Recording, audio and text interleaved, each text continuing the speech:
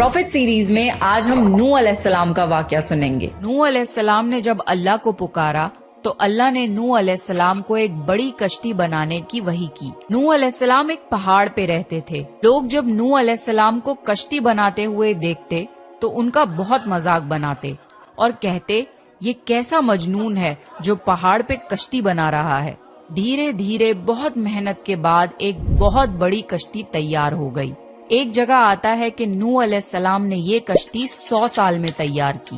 اس کشتی کی لمبائی 300 گز، اونچائی 30 گز اور چوڑائی 50 گز تھی۔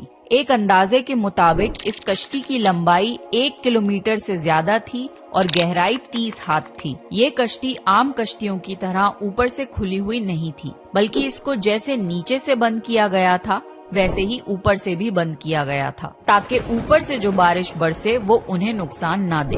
اس کشتی کے 3 فلورز تھے اور ہر فلور میں ایک دروازہ تھا۔ اللہ نے نوح علیہ السلام کو حکم دیا کہ مومنوں کو اور اپنے گھر والوں کو اور زمین پر بسنے والے تمام جانوروں کا جوڑا جوڑا اس کشتی میں سوار کر لو۔ پھر اللہ نے آسمان اور زمین میں سے پانی کھول دیا اور سیلاب آ گیا۔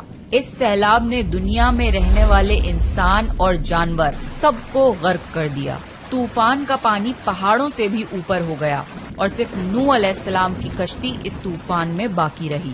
صرف وہی لوگ اور جانور بچے تھے جو کشتی پر سوار تھے۔ کشتی نوح علیہ السلام اور ان کے ساتھیوں اور سارے جانوروں کی نسل کو لیے پانی کی تیز لہروں پر بلندی سے چل رہی تھی۔ نوح علیہ السلام اور ان کے ساتھی 6 مہینے تک اس کشتی میں رہے۔ آخر اللہ کے حکم سے طوفان رک گیا۔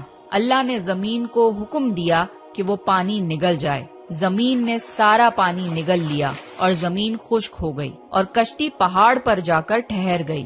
اب انہیں حکم ہوا کہ سلامتی کے ساتھ کشتی سے اتر آئیے۔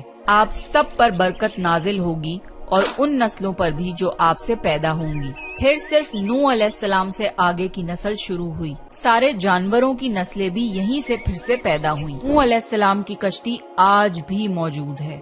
ریسرچرز نے ترکی میں اس کشتی کو ڈھونڈ لیا ہے۔ قرآن میں اللہ نے فرمایا اور بے شک ہم نے اس واقعے کو نشانی بنا کے باقی رکھا۔ پس ہے کوئی نصیحت حاصل کرنے والا؟ لوگ سٹوریز کو تو ڈینائی کر سکتے ہیں پر ایویڈنسز کو ڈینائی نہیں کر سکتے۔ نوح علیہ السلام کی یہ کشتی ایک بہت بڑا ایویڈنس ہے اس پورے واقعے کا۔ تو یہ تھا نوح علیہ السلام کا بہترین واقعہ۔ نیکسٹ آپ کون سے پروفٹ کی سٹوری سننا چاہتے ہیں پلیز کامنٹ کر کے بتائیے، اور اگر آپ کو پروفٹ سیریز میں انٹرسٹ ہے تو پلیز میرے چینل کو سبسکرائب کر لیجئے۔ دس از می رمشا سلطان سائننگ آف۔